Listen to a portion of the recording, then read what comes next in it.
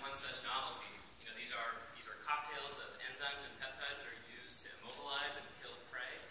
They're highly diverse. Within snake venoms, we have there's a wide diversity of protein families that are being used and potentially weaponized to create these really potent toxins. So for our study, we started with rattlesnake venoms. And rattlesnakes have a wide diversity of actions and content in their venom between closely related species, but also even within species. And so we started with the eastern and the western diamondback up here, so Crotalus adamantius and Crotalus atrox, which both have a very potent hemorrhagic venom. Whereas the Mojave rattler, Crotalus scutellatus, has a very potent neurotoxin. Now, the distribution of neurotoxicity within on a rattlesnake phylogeny reveals a very uncertain history. And so it's very unclear exactly how neurotoxicity has been evolving within rattlesnakes. So we dialed in onto one protein family, the phospholipase A2 or PLA2 proteins, because these are very abundant components of venom. And they're also involved in both the neurotoxicity and hemorrhagic effects.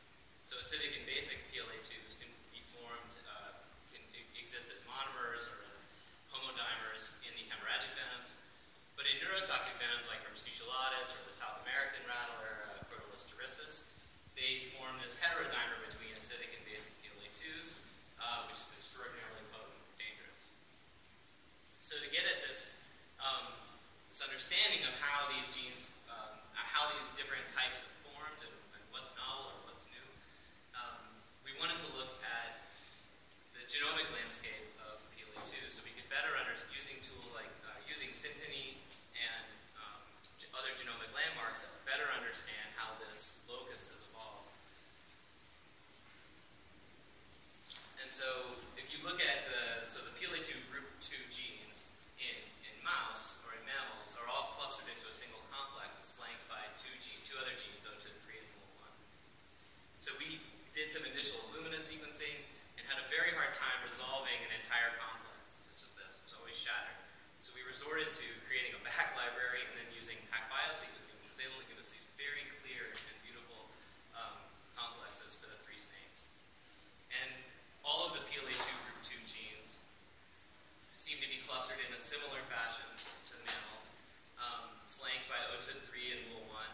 We found direct homologs for the group 2E and then D and F on the sides. But it's this central group of PLA2s that has a very uncertain homology.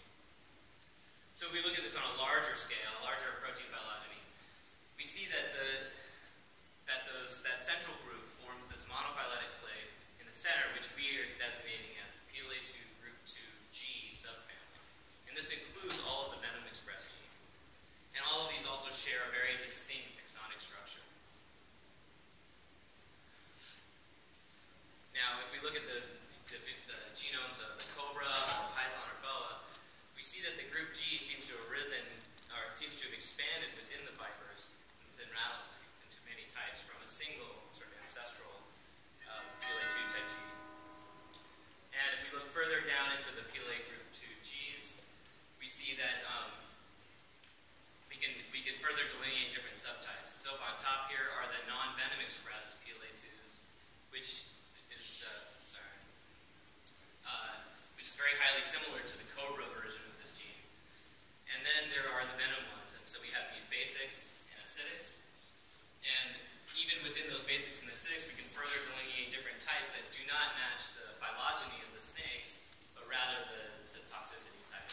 So that although adamantius and atrox are not sister species, the B1, the basic proteins that they have are more closely related than they are to those from scutellatus or dorissus. So those type 2s, so we call that type 2 for the neurotoxic and then type 1 for the hemorrhagic. And that exists for the acidics as well. So both parts of the homodimer and the heterodimer. So then we look at this on a larger scale, and we see that the distribution on all rattlesnakes, we see that these are present throughout, and that they are likely to have existed in a large complex with all of these genes in the ancestor.